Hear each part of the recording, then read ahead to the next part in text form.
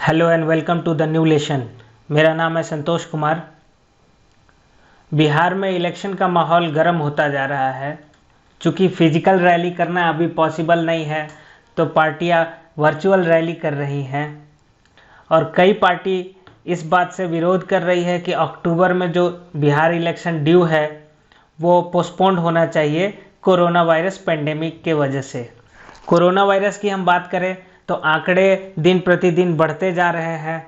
बिहार में भी कई शहरों में लॉकडाउन लगाया गया है ताकि ये संक्रमण कम से कम फैल पाए। तो इस स्थिति में ये इलेक्शन कैसे होगा, इलेक्शन कमीशन क्या करेगी? हाल ही में इलेक्शन कमीशन ने ये इंडिकेट किया है कि बिहार इलेक्शन अपने समय पे ही होगा और इलेक्शन कमीशन हर तरह का जुगाड़, हर तरह की कोशिश कर रही है कि ये इलेक्शन अपने समय पर कैसे कराया जाए। इस भीषण कोरोना वायरस संक्रमण के बावजूद इलेक्शन कमीशन का ये कहना है कि वो हर तरह की कोशिश करेगी ताकि ये जो डेमोक्रेटिक एक्सरसाइज है वो अफेक्टेड ना हो। तो हमारे आज के वीडियो में हम देखेंगे कि is election commission empowered to delay Bihar election due to कोविड-19, when and how and under what circumstances can assembly और पार्लियामेंट्री इलेक्शन बी deferred। तो किस सर्कमस्टांसेस में पार्लियामेंट्री या असेंबली इलेक्शन को डेफर किया जा सकता है या पहले किया जा चुका है कि नहीं। बहुत सारी पॉलिटिकल पार्टी अपना वॉइस रेज कर रही है कि बिहार के इलेक्शन को होल्ड किया जाए। हाल ही में लोक जनशक्ति पार्टी के चिराग पासवान का और तेजस्वी यादव दोनों का डिमांड है कि इलेक्शन पोस्टपोन्ड हो due to corona virus outbreak. Is the election commission empowered to delay election at will? तो क्या इलेक्शन कमीशन अपने विल पे इलेक्शन को डिले कर सकती है?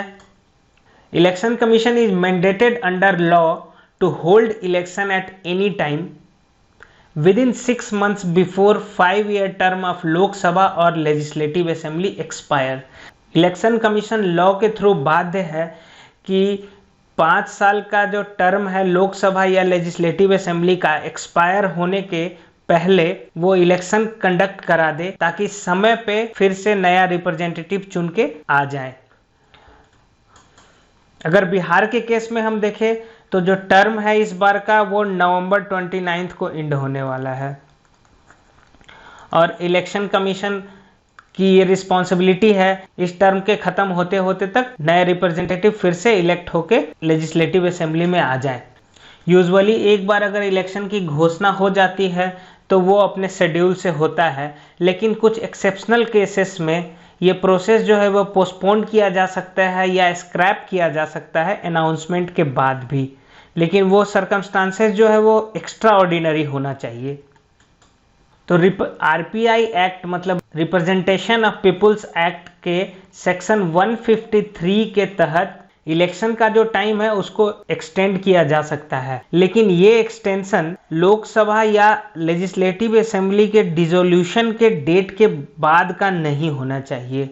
ऐसा एक बार पहले भी किया जा चुका है जब 1991 में इलेक्शन कमीशन ने आर्टिकल 324 ऑफ कॉन्स्टिट्यूशन के तहत पोस्टपोन्ड किया था पार्लियामेंट्री इलेक्शन को 3 वीक के लिए, जब राजीव गांधी का असैसिनेशन हो गया था तमिलनाडु में अपने कैंपेन के दौरान।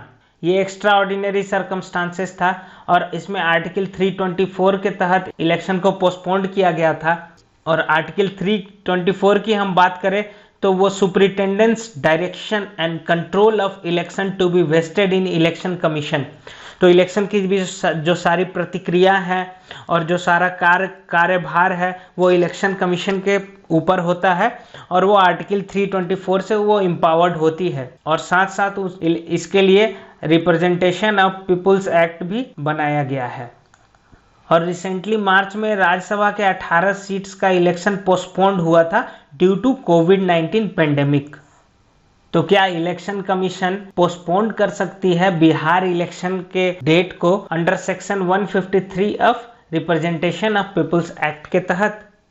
अगर सेक्शन 153 की हम बात करें तो इसका जो पावर है वो तभी एक्सरसाइज किया जा सकता है जब इलेक्शन का शेड्यूल नोटिफाइड हो जाए।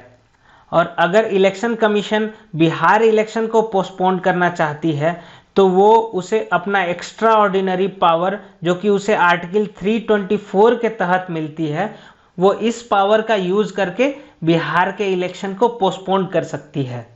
और आर्टिकल 324 परीक्षा देने वाले विद्यार्थी जरूर ध्यान से देख ले कि आर्टिकल 324 क्या है। और ये करने के लिए कमीशन को सबसे पहले गवर्नमेंट को इन्फॉर्म करना पड़ता है कि वो एबल नहीं है कि वो अभी पोल टाइम पे करा सके।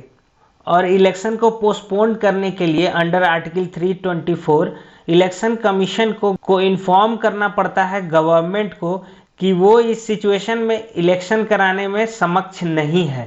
फिर गवर्नमेंट और प्रेसिडेंट तब डिसाइड करते हैं कि अगला फ्यूचर कोर्स ऑफ एक्शन क्या होगा। वो या तो प्रेसिडेंट रूल लगा सकते हैं या वो अलाउ कर सकते हैं प्रेजेंट चीफ मिनिस्टर को कि वो कंटिन्यू करे अगले 6 महीने के लिए। ये तो आने वाला वक्त ही बता पाएगा कि बिहार के इलेक्शन का फ्यूचर क्या है, वो समय पे हो पाता है या आर्टिकल 324 के तहत इस तरह का सिचुएशन क्रिएट होता है। तो ऐसे कौन कौन से सर्कमस्टांसेस हैं जिसमें इलेक्शन कमीशन डिसाइड कर सकती है कि वो पोस्टपोन करे किसी इलेक्शन को? तो इसका कोई स्पेसिफिक लीगल प्रोविजन नहीं है जिससे कि ये स्पेसिफाई हो सके कि किस सर्कमस्टांस में इलेक्शन को डेफर किया जाए या पोस्टपोन किया जाए। एसके मेंदिरता के अनुसार, जो कि इलेक्शन कमीशन के फॉर्मर लीगल एडवाइजर थे, तो उन्होंने ये बताया है कि कौन कौन से प्रॉब्लम में ये हो सकता है, जैसे कि लॉ एंड ऑर्डर का प्रॉब्लम हो जाए, नेचुरल कैलामिटीज आ जाए जैसे कि अर्थक्वेक, फ्लड्स या कोई अदर कंपेलिंग सर्कमस्टांसेस आ जाए जो कि इलेक्शन कमीशन के कंट्रोल के बियॉन्ड हो कि वो इस सिचुएशन में इलेक्शन कंडक्ट करा दे। तो इलेक्शन कमीशन ऐसा डिसीजन ले सकती है कि वो इलेक्शन को डेफर करे। हालांकि इलेक्शन कमीशन की ये कोशिश है कि बिहार इलेक्शन समय पे ही हो जाए, लेकिन कोरोना वायरस के संक्रमण को हम देखें तो वो दिन प्रतिदिन बढ़ता ही जा रहा है। बिहार के भी कई शहर लॉकडाउन से गुजर रहे हैं और आने वाले समय में ऐसा आशा तो नहीं किया जा सकता है कि 2-4 महीनों में ये संक्रमण कम हो जाएगा। और चूंकि जो इलेक्शन है उसमें वोटर्स टर्नआउट का होना बहुत ज़्यादा जरूरी है, तभी वो सक्सेसफुल डेमोक्रेसी और सक्सेसफुल इलेक्शन कहला सकता है। इसीलिए इन सभी बातों को मद्देनज़र रखते हुए इलेक्शन कमीशन को एक ठोस नतीजे पर पहुंचना चाहिए कि क्या इस सिचुएशन में इलेक्शन कंडक्ट कराना उचित है या नहीं। और इसी के साथ ये वीडियो समाप्त होता है। अगर आपको मेरा वीडियो पसंद आया हो तो इसे लाइक करें, हमारे चैनल को सब्सक्राइब करें और इसे ज़्यादा से ज़्यादा शेयर करना ना भूलें। धन्यवाद।